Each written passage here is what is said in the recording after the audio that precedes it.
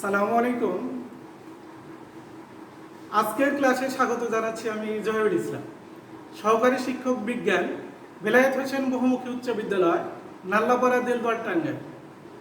প্রিয় শিক্ষার্থী, আজকে আমি দশম শ্রেণীর রসায়ন বিষয়ে অধ্যায় 11 থেকে খনিজ সম্পদ জীবাশ্ম নিয়ে আলোচনা করব।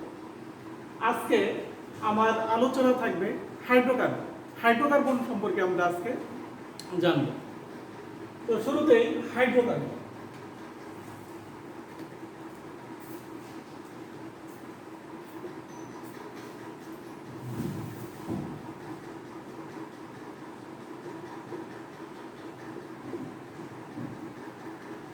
হাইড্রোকার্বন কি বা হাইড্রোকার্বন কাকে বলে? শুধুমাত্র হাইড্রোজেন ও কার্বন পরমাণু দ্বারা গঠিত যৌগকে হাইড্রোকার্বন। শুধুমাত্র হাইড্রোজেন ও কার্বন পরমাণু দ্বারা গঠিত যৌগকে হাইড্রোকার্বন। উদাহরণস্বরূপ CH4 মিথেন। এই মিথেন যৌগটি কার্বন এবং হাইড্রোজেন পরমাণু দ্বারা গঠিত, কাজেই এটি একটি হাইড্রোকার্বন। C6H6 এই যৌগটির নাম হচ্ছে বেনজিন। এই যৌগটিও শুধুমাত্র হাইড্রোজেন এবং কার্বন পরমাণু দ্বারা গঠিত, কাজেই এই যৌগটিও একটি হাইড্রোকার্বন। তাহলে হাইড্রোকার্বন কি আমরা বুঝতে পারলাম। এরকম আরও বিভিন্ন হাইড্রোকার্বন রয়েছে, ইথেন, প্রোপেন, বিউটেন, পেন্টেন, এরা সবাই হচ্ছে হাইড্রোকার্বন। তো হাইড্রোকার্বনের শ্রেণীবিভাগগুলোর মধ্যে থেকে আমি আজকে এখন অ্যালকেন বা সম্পৃক্ত হাইড্রোকার্বন নিয়ে এখন আলোচনা করব। অ্যালকেন বা সম্পৃক্ত হাইড্রোকার্বন কি? অ্যালকেন বা সম্পৃক্ত হাইড্রোকার্বন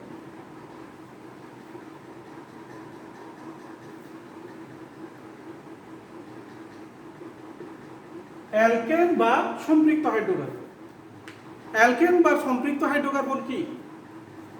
যে সকল হাইড্রোকার্বনে কার্বন কার্বন একক বন্ধনে আবদ্ধ থাকে এবং কার্বনের অবশিষ্ট বন্ধনগুলো হাইড্রোজেন পরমাণু দ্বারা পূর্ণ থাকে, তাদেরকে অ্যালকেন বা সম্পৃক্ত হাইড্রোকার্বন। উদাহরণস্বরূপ ইথেন, C2H6 ইথেন, এটি হচ্ছে একটি অ্যালকেন বা সম্পৃক্ত হাইড্রোকার্বন। এখানে এই কার্বন পরমাণু, এই ইথেনের দুইটি কার্বন পরমাণু আছে, এই কার্বন পরমাণু দুইটি একক বন্ধনে আবদ্ধ আছে এবং আমরা জানি জৈব যৌগে কার্বনের যোজ্যতা সবসময় 4 হাত, অর্থাৎ কার্বনের 4টা হাত থাকে। তাহলে এই কার্বনের সাথে এই কার্বনের একক বন্ধনে আবদ্ধ আছে। এই কার্বনের অবশিষ্ট বন্ধন থাকে তাহলে কয়টি? আরো 3টি। এই 3টি এরকম হাইড্রোজেন পরমাণু দ্বারা পূর্ণ থাকে। অনুরূপে এই কার্বনেও একটা হাত এই কার্বনের সাথে যুক্ত আছে, বাকি আর 3টা হাত 3টি হাইড্রোজেন পরমাণু দ্বারা পূর্ণ থাকে।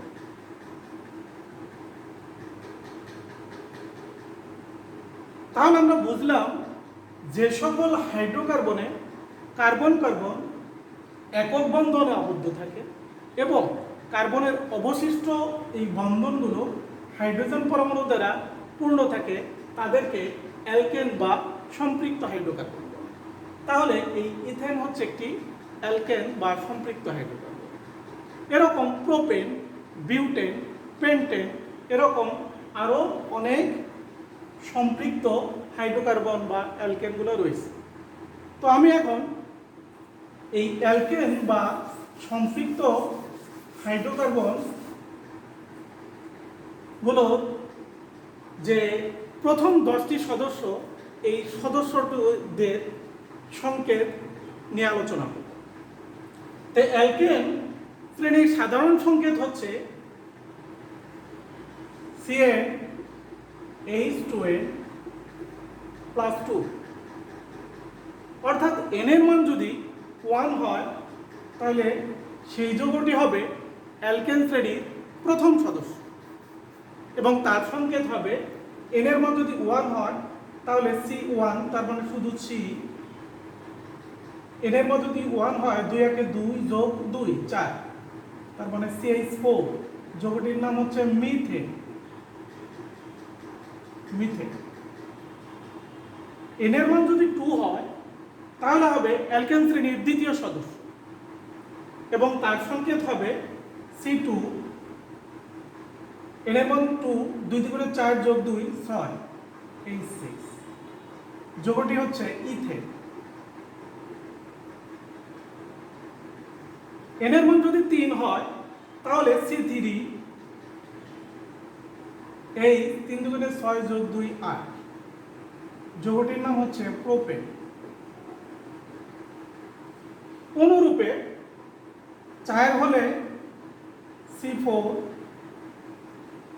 H10, butane.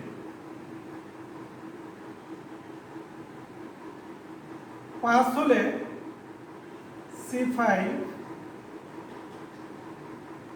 H12, যৌগটির নাম হবে পেন্টেন।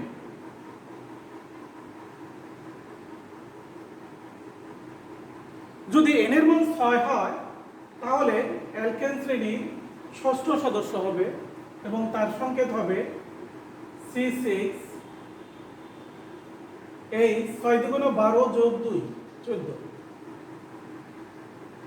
যৌগটির নাম হচ্ছে হেক্সেন।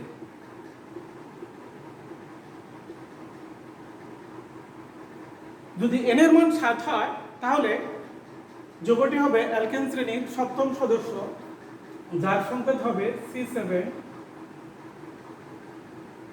এই 7 × 14 যোগ 2 16, যৌগটির নাম হবে হেপটেন।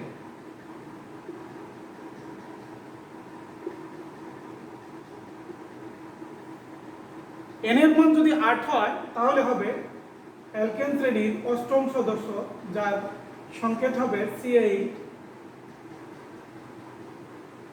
এই 8, যৌগটির নাম হবে অক্টেন।